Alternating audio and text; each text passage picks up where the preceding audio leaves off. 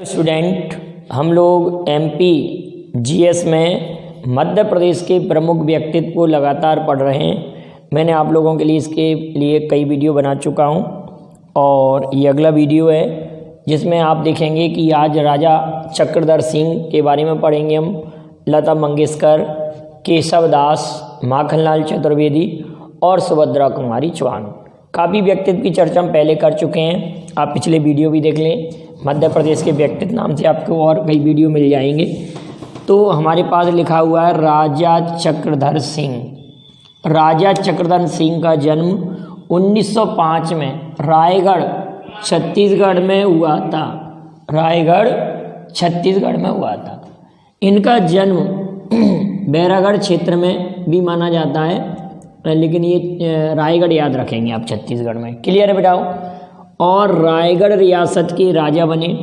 ये संगीत, नृत्य, टेनिस, हॉकी, फुटबॉल, पतंगबाजी सभी विधाओं में निपुण थे।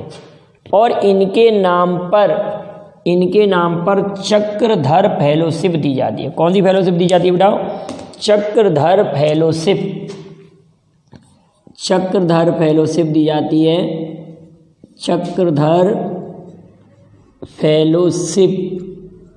और ये दी जाती है रूपंकर कला के क्षेत्र में। किस क्षेत्र में? रूपंकर कला। अगर आया कि चक्रधर फेलोशिप किस क्षेत्र में दी जाती है तो आप याद रखेंगे रूपंकर कला के क्षेत्र में। रूपंकर कला के क्षेत्र में। और पूछा जाए कि राजा चक्रधर सिंह का संबंध किस राज्य से है तो मध्य प्रदेश या छत्तीसगढ़ में से कोई एक ऑप्शन आएगा। और ये मध्य प्रदेश सरकार द्वारा चक्रधर फेलोशिप रूपंकर कला के क्षेत्र में दी जाती है। रूपंकर कला के क्षेत्र में ये चक्रधर फेलोशिप दी जाती है। क्लियर बेटा, इतना याद रख लेंगे। अगला पॉइंट है लता मंगेशकर। लता मंगेशकर, तो लता मंगेशकर जी का जन्म मध्य प्रदेश के इंदौर में 28 सितंबर 1929 28 सितंबर 1929 को हुआ था। लता मंगेशकर जी का जन्म 28 सितंबर 1929 को हुआ था इंदौर में। अगली इम्पोर्टेंट बात क्या आती है, वेरी वेरी इंपॉर्टेंट बात यह है कि इनके पिता दीनानाथ मंगेशकर का संबंध गोवा से है और गोवा के मंगेश नामक स्थान पर ही रहते थे। इसी कारण इन्होंने अपने नाम के आगे मंगेशकर जोड़ा। और ये भी प्रसिद्ध संगीतज्ञ थे और ये रीवा के होलकर वंश में, दीनानाथ जी होलकर राजवंश में संगीत पेश करते थे। होलकर राजवंश में संगीत पेश करते थे। और लता मंगेशकर के भाई हैं हृदयनाथ मंगेशकर।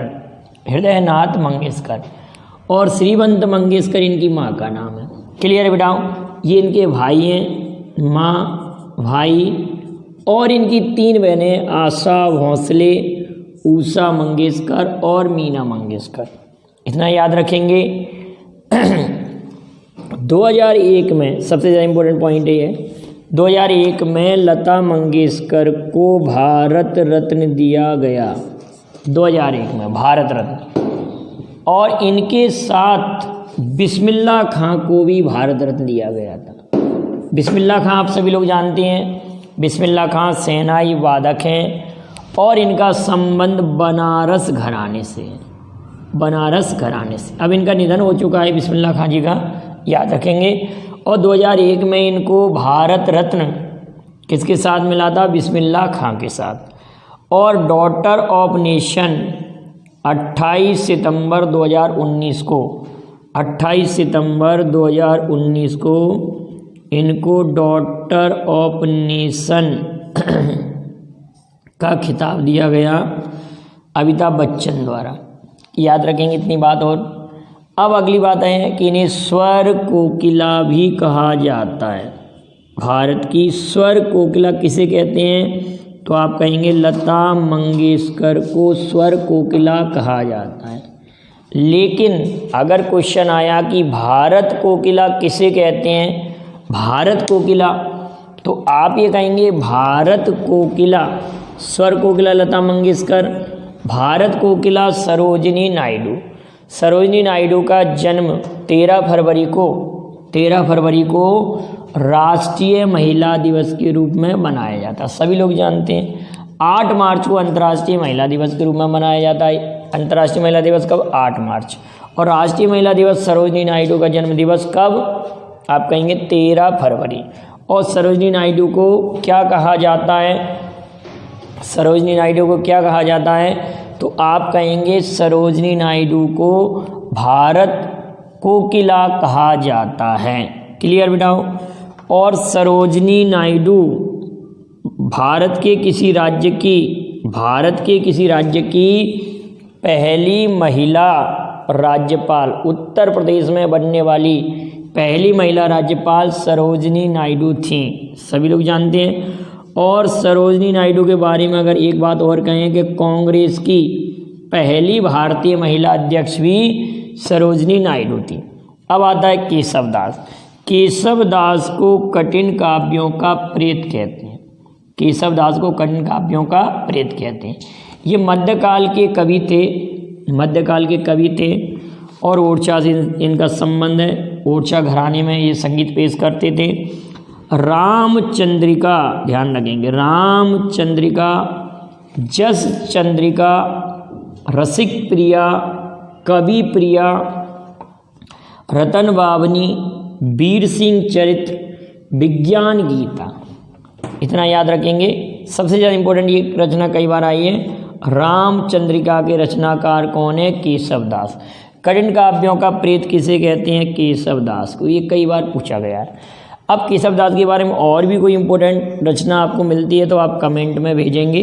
काफ़ी इंपॉर्टेंट नाम है केशव दास जी का, कठिन काव्यों का प्रेत, इतना आप याद कर लेंगे।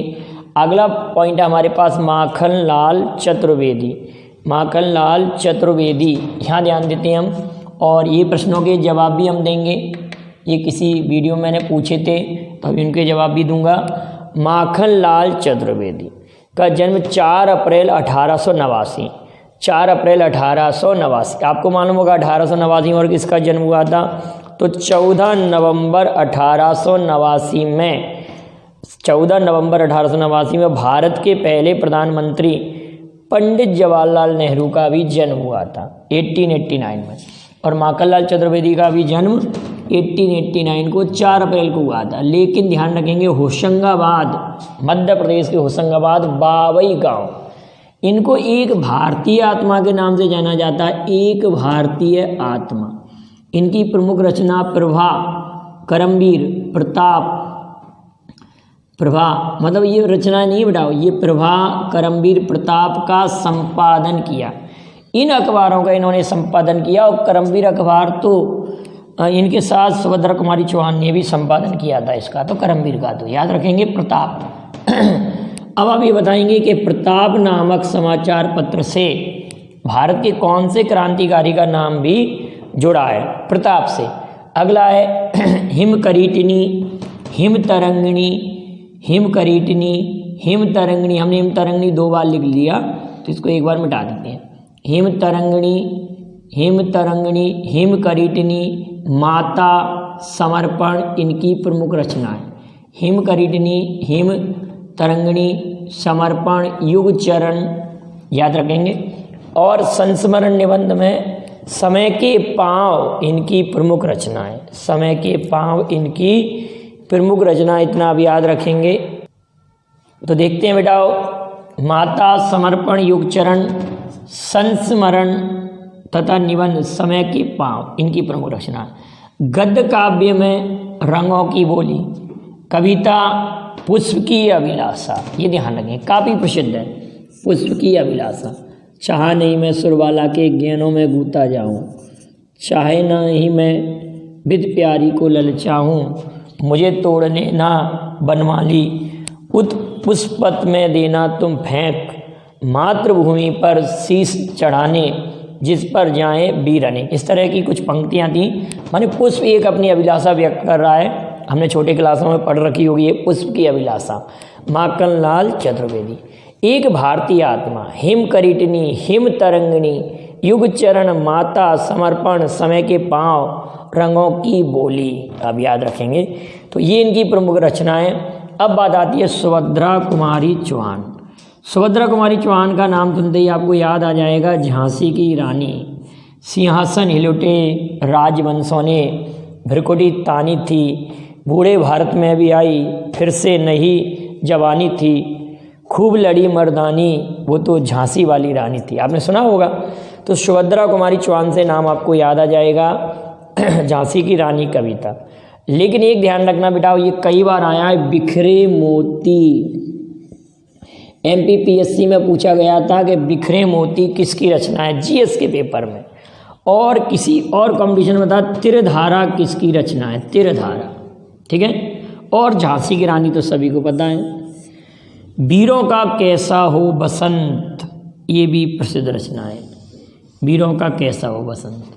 अब इनका जन्म 1904 प्रयाग इलाहाबाद प्रयागराज में हुआ था। इनका विवाह खंडवा के लक्ष्मण सिंह के साथ हुआ था। उत्तर प्रदेश में जन्मी, मध्य प्रदेश में इनका विवाह हुआ था खंडवा के लक्ष्मण सिंह के।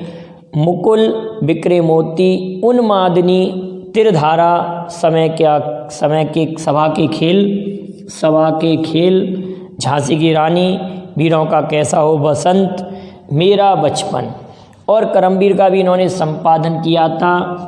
और झंडा सत्याग्रह, मध्य प्रदेश में जो झंडा सत्याग्रह हुआ था उसमें भी इन्होंने भाग लिया था, झंडा सत्याग्रह में। और इनकी मृत्यु 1948 में सड़क दुर्घटना में हो गई। 1948 में सड़क दुर्घटना हो गई।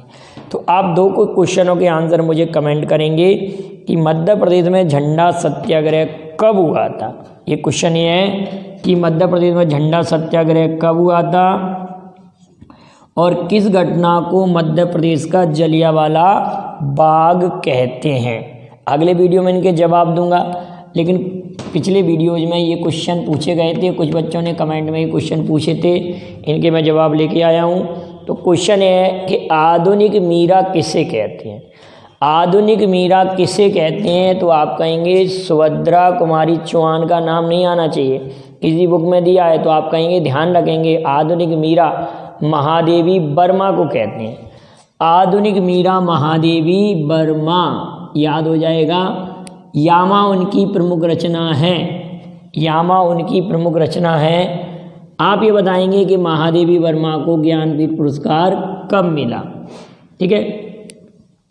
कवि गुरु और विश्व कवि और गुरुदेव, कवि गुरु विश्व कवि गुरुदेव, ये सभी नाम रविन्द्रनाथ टैगोर के हैं। कवि गुरु विश्व कवि गुरुदेव रविन्द्रनाथ टैगोर के नाम है, लेकिन गुरुजी नाम से जाना जाता है MS गोलवलकर को। माधवराव सदाशिवराव गोलवलकर, क्या नाम है, माधवराव सदाशिवराव गोलवलकर को गुरुजी नाम से जाना जाता है। गुरुदेव, विश्व कवि, कवि गुरु, ये तीनों ही नाम रविन्द्रनाथ टैगोर के हैं। लेकिन अगर क्वेश्चन आए कि विद्रोही कवि,